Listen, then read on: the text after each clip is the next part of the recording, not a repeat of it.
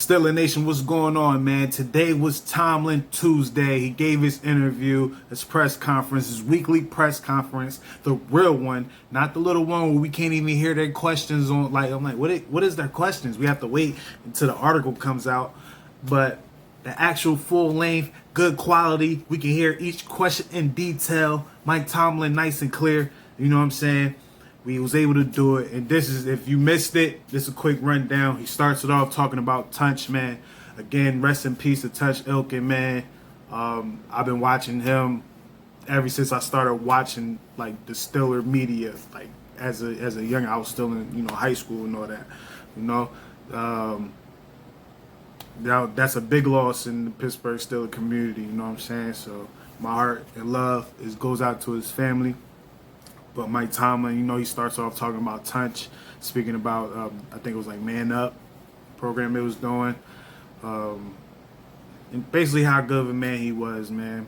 And then from there, he transitions on to talking about the captains. Our captains are Ben Roethlisberger, Cam Hayward, and T.J. Watt. It's not T.J. Watt, excuse me. Derek Watt.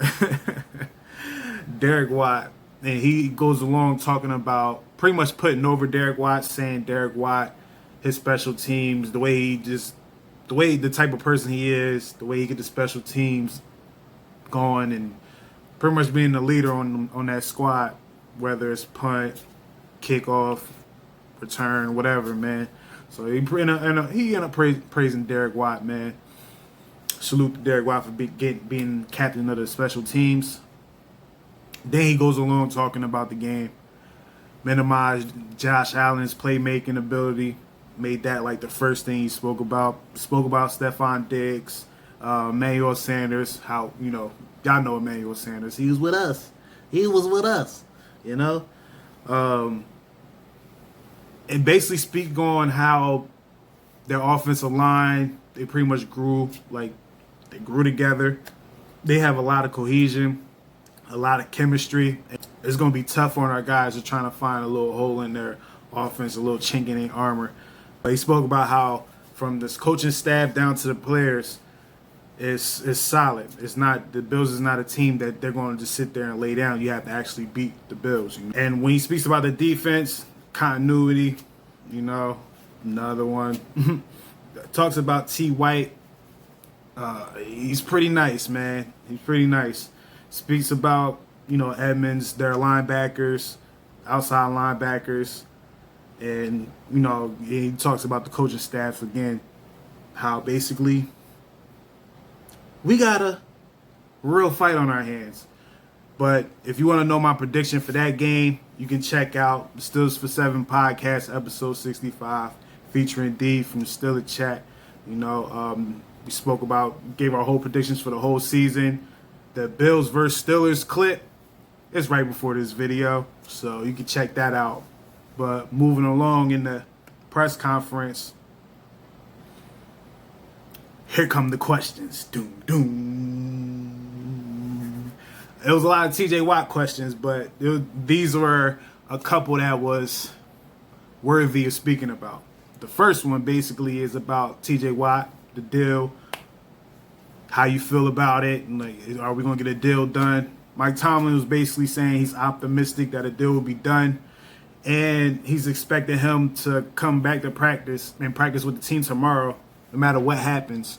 He went from there to focusing on the emergence of Jameer Jones, Melvin Ingram getting reps, Alex Highsmith continue to grow, and he said basically he's focusing on those guys, making sure they're ready, instead of worrying about TJ's deal. But he's optimistic that a deal will be done. And then another question was about TJ's snap count. He said he's going to play it by ear, and see how TJ does during the week practice and how that unfolds up into the game. And acknowledge that TJ is not just a regular guy, man. TJ is a guy that basically all he hasn't been doing in camp was team activities, like 11 on 11 things. But he's been doing almost everything else, coming to the meeting. So it's not like he's missing a whole lot when he gets back. He just get right back to it. And the only thing is just getting in football hitting shape, which shouldn't take long for a guy like him. TJ Watt, when it comes to work ethic, is up there. And he references Aaron Donald a lot, and how Aaron Donald was kind of having a contract situation. He was working out in Pittsburgh and all that. Not with us, but in Pittsburgh, because he went to Penn State. So he was working out, and basically when he went back, it was like, okay, he was with the team the whole time. So he acknowledged that, and TJ, he's not really worried about TJ taking long to get back. Next question was, this is not, I didn't get all the questions like I said. These are just certain questions that worth noting. And there was a question basically asking, how do Mike Tomlin feel about starting 3 rookies on offense? And he basically said they proved to be the guys worth putting out there for the job.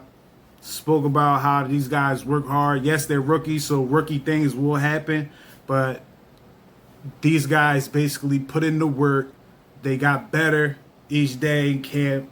They're growing more. You see the potential that these guys can possibly be the driving forces of our offense in the future. And he also brought up seeing Pressy Harvin in the punting game. Like, so he kind of talked about him for a little bit. Just happy to see how these guys are going to play in a real season game, real where it matters. Where if it's fourth quarter and it's 0-0-0, and you lost, you lost. You know what I'm saying? So that's basically what he said about the rookies. They put in the work. They were better than the other guys going for the position. We felt that. And then he goes on to Dan Moore, where he says that when Dan Moore got here, they didn't expect him to be, as good as he came in to be. Like, Mike Tomlin said that I guess their floor for him was low. So when he started playing, and he was like, oh, he's kind of better than what we thought. It was like, all right, and he just kept getting better and better, and now to the point where, all right, man, he's the guy on the left side. We're confident that he can be the guy to watch Ben's blind side. We're going to make things happen, man. Then it was a question referring to Melvin Ingram, with the snaps he's getting and how he's pretty much learned the Steelers defense and where he at today. None of this is verbatim. This is basically what I summed up from what he said. He said he's 100% confident that Melvin Ingram will perform like he would if he was the starter the whole year for a team, Like, he's confident that Melvin Ingram will be able to be the Melvin Ingram that we know, the league knows. Like, oh, he's a guy to be reckoned with. So, and with TJ being out of the 11-11 drills, that only give Melvin Ingram more snaps that he can pretty much get better in the defense, where he go out there and he can just start taking over. Where now it's like, okay, TJ come back, so we don't have to force TJ to get all these snaps, because Melvin Ingram is going to be good enough to be like, all right, TJ, I'm in here, do his thing. TJ come back in. Oh, Alex Highsmith, you need all right, do. All right, boom, boom. And then Jameer Jones might come in like, yo, third quarter, let me get up in there. So we don't know. As far as the cornerback spot, the nickel spot, it wasn't listed. Mike Tomlin was like, yo, he did that on purpose because we have options. Who are the options? Yeah, know who we have. We just recently signed, we traded for a corner, Witherspoon, and he talks about him too. But before I get into that, he spoke about Cam basically playing inside and outside.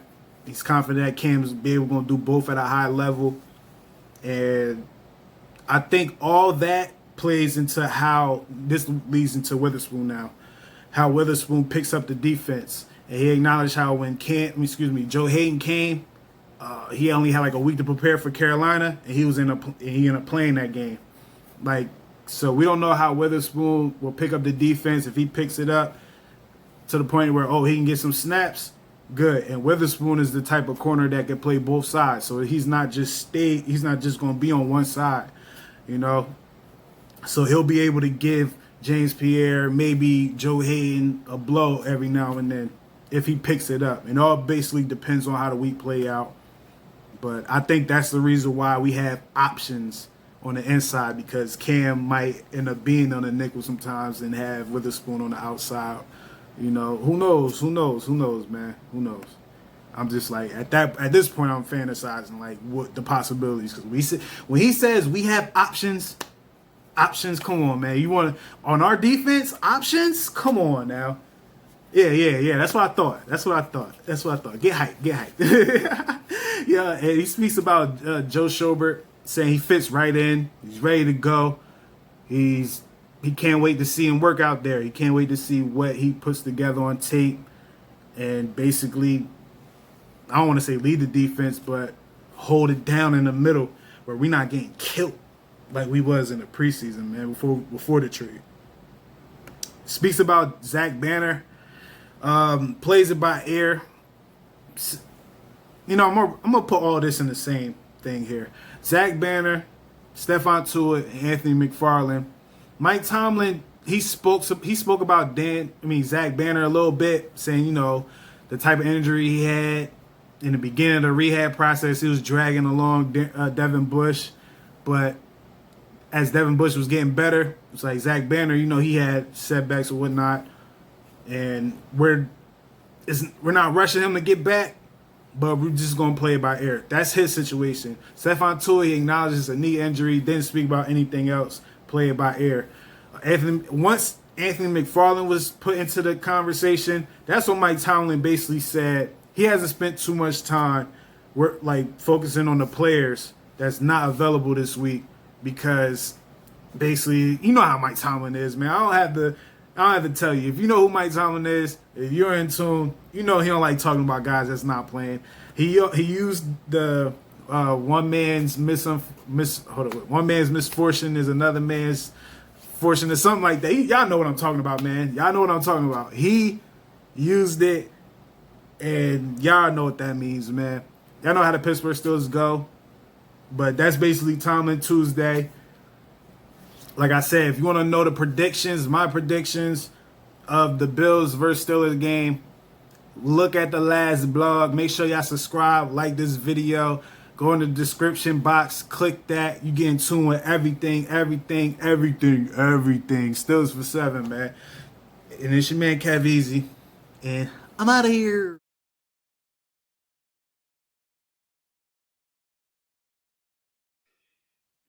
This is frustration. Look, frustration. One earring in, one earring out. Jersey on backwards. You know why? Because this is my last chance, my last hope in trying to get a contract signed for TJ Watt. What else should I do? I don't know. I just read posts like, oh, TJ's coming to practice.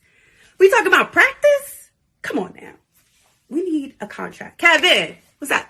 Kevin, what's going on? Tell me. Nothing. That's the problem. Nothing's happening. We need a contract. I can't do this by myself. Okay? I'm wearing the jersey to bed backwards.